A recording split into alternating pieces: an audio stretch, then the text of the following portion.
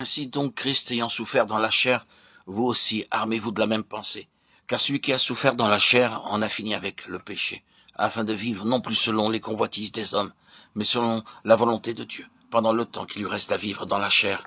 1 Pierre 4, 1, 2. Ces deux versets nous disent que Dieu peut sauver notre pensée, de sorte qu'elle soit disposée à souffrir comme Christ. Avons-nous peur de souffrir? Certainement. Combien nous désirons passer chaque jour confortablement sans épreuve. Lorsqu'une petite tribulation arrive, nous prions Dieu immédiatement de la supprimer.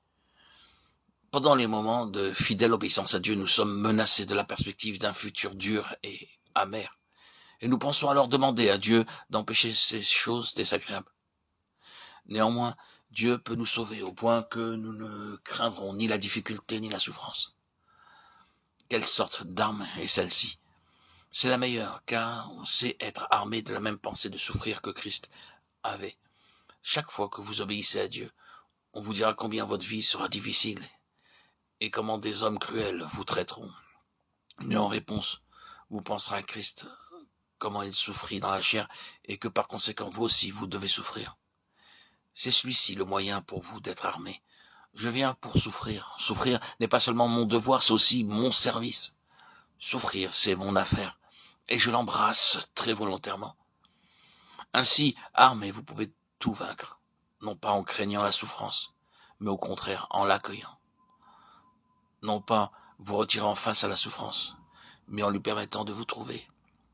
Si vous avez des craintes à la pensée de souffrir, et essayez d'y échapper, le salut que vous expérimentez n'est pas encore complet, car Dieu peut vous sauver en vous donnant la pensée de souffrir. Seulement ainsi vous pourrez vivre selon la volonté de Dieu pendant le temps qui vous reste à vivre dans la chair. Remercions et louons Dieu, cela est possible. Si quelqu'un croit être religieux sans tenir sa langue en bride, mais en trompant son cœur, la religion de cet homme est vaine. La religion pure et sans tache devant Dieu notre Père consiste à visiter les orphelins et les veuves dans leur affliction et à se préserver des souillures du monde. Jacques 1, 26, 27. Mais la langue, aucun homme ne peut la dompter. C'est un mal qu'on ne peut réprimer. Elle est pleine d'un venin mortel. Par elle, nous bénissons le Seigneur notre Père, et par elle, nous maudissons les hommes faits à l'image de Dieu. De la même bouche sortent la bénédiction et la malédiction. Il ne faut pas, mes frères, qu'il en soit ainsi. Jacques 3, 8, 10. Ces deux passages nous révèlent qu'aucun homme ne peut dompter la langue. Cependant, Dieu peut sauver ce membre indomptable et le réfréner. J'ai rencontré une fois une personne qui disait, puisque Jacques a clairement affirmé qu'aucun homme ne peut dompter la langue, il est donc excusable pour un chrétien de ne pas la freiner. Ce que nous devons savoir, c'est que dans le même passage, Jacques déclare aussi d'une manière catégorique qu'il ne faut pas qu'il en soit ainsi. Moïse ne peut entrer en Canaan pour une seule raison, parce qu'il exprima légèrement des lèvres. Psaume 106, 33, il parla comme s'il avait été sans instruction. Afin de savoir comment parler, il nous faut la langue des savants. Ésaïe 54.